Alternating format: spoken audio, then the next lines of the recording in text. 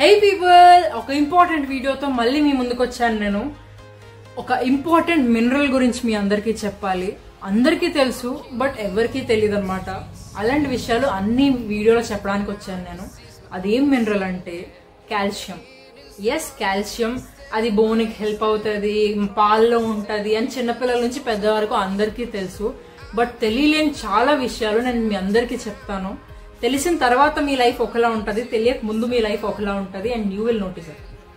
And ఈ వీడియోలో నేను ఏమేమి కవర్ చేస్తా అంటే కాల్షియం యొక్క బెనిఫిట్స్ గురించి అంతా చెప్తా క్లియర్గా.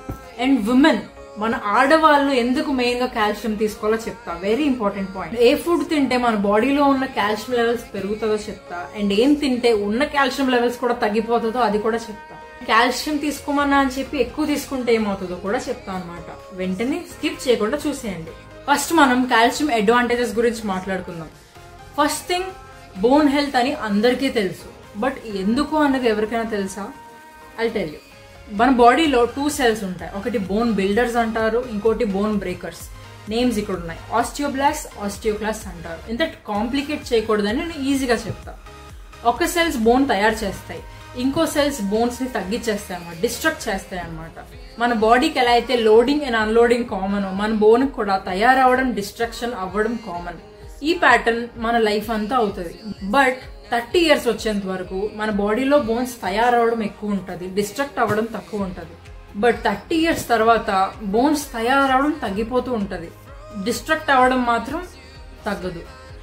మీ లైఫ్ సైకిల్ అంతటిని బ్యాలెన్స్ చేసుకోవడానికి కాల్షియం ఇంటేక్ ప్రాపర్ గా ఉండాలి. And second thing, me sleep better అవుతుంది అనమాట. ఎందుకంటే మనం పడుకోవడానికి కావాల్సిన మెలటోనిన్ అనే హార్మోన్ ని ఈ కాల్షియం ప్రొడ్యూస్ చేస్తుంది అనమాట. సో మీ స్లీప్ ఆటోమేటిక్ గా బెటర్ అవుతుంది. అండ్ థర్డ్, మన హార్మోనల్ బ్యాలెన్స్ కి హెల్ప్ అవుతుంది. Like testosterone, oestrogen, male female మన అందరి హార్మోన్స్ బ్యాలెన్స్ అవ్వడానికి చాలా హెల్ప్ అవుతుంది. And next, muscle growth. ఎలా అంటే మనం కాల్షియం తీసుకుంటే కాల్షియం మన మజిల్ కి కాంట్రాక్షన్, రిలాక్సేషన్ అవ్వడానికి చాలా హెల్ప్ చేస్తుంది అనమాట. And you know what, muscle growth అయితే మీకు వెయిట్ లాస్ కి చాలా హెల్ప్ అవుతుంది. ఇది ఎక్స్ట్రా టిప్ అనమాట. అండ్ నెక్స్ట్, మన హార్ట్ హెల్త్ కూడా చాలా మంచిది. ఈ lub dub lub dub lub dub అవ్వడానికి మన కాల్షియం చాలా హెల్ప్ చేస్తుంది అనమాట హార్ట్ కి.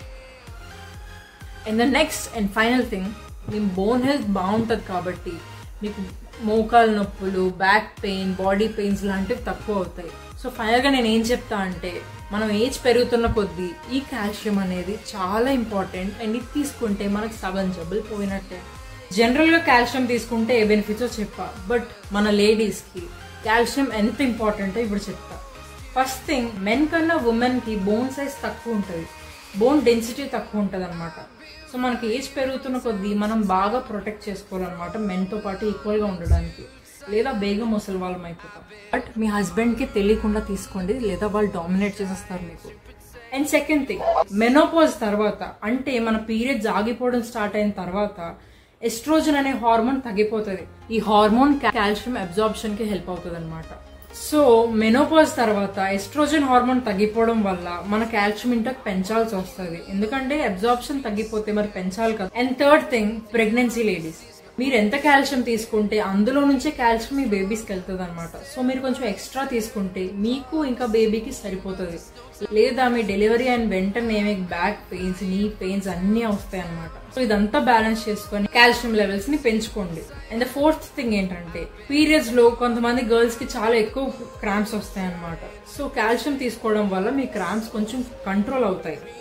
సో ఉమెన్, మన లైఫ్ సైకిల్ అంతటికి చిన్న నుంచి పెద్ద వరకు కాల్షియం ఒక ఇంపార్టెంట్ థింగ్ అనమాట. మనకి కళ్ళు ఎలాగో నోరు ఎలాగో మనం కాల్షియం కూడా అంతే ఇంపార్టెన్స్ ఇవ్వాలి. అప్పుడే మనం మెన్తో పాటు చెరి సమానంగా పనిచేయగలం. కాల్షియం తీసుకోమని చెప్పి ఎక్కువ తీసుకుంటే ఏమవుతుంది తెలుసా? మీకు కాన్స్టిపేషన్, కిడ్నీ స్టోన్స్, ఇంకా కొంచెం హార్ట్ కూడా మంచిది కాదనమాట ఎక్కువ కాల్షియం తీసుకోవడం.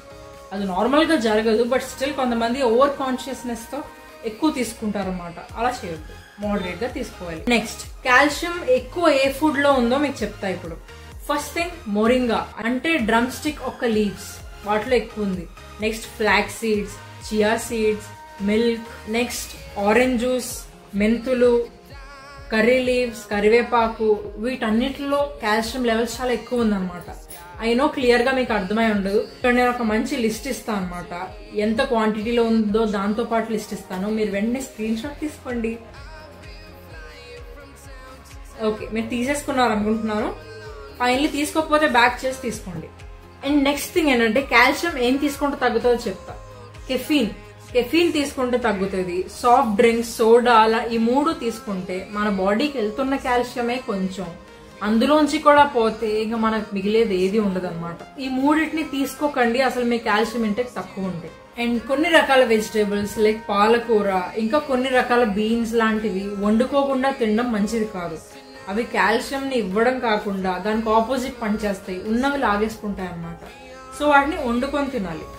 సో ఫైనల్లీ నేను అన్ని ఇంపార్టెంట్ టాపిక్స్ ని కవర్ చేశాను. ఐ నో కొంచెం లెక్చర్ లా అనిపించి బోర్ కొడుతుంది, బట్ స్టిల్ కొంచెం ఫాస్ట్ లో పెట్టుకొని మీరు చూస్తుంటే ఇంకా హెల్ప్ అయ్యేది. సో ఫైనల్లీ చాలా ఇన్ఫర్మేషన్ చెప్పాను నేను ఇంత తక్కువ టైం అని అనుకుంటున్నాను. ఇక్కడ వరకు వచ్చినందుకు యు ఆర్ రియల్లీ గ్రేట్. చాలా ఇన్ఫర్మేషన్ తెలుసుకొని వెళ్తున్నారు. So guys, thanks for watching this video. ఇంకో మంచి వీడియోతో మళ్ళీ మీ ముందుకు వస్తా. Until then Tata.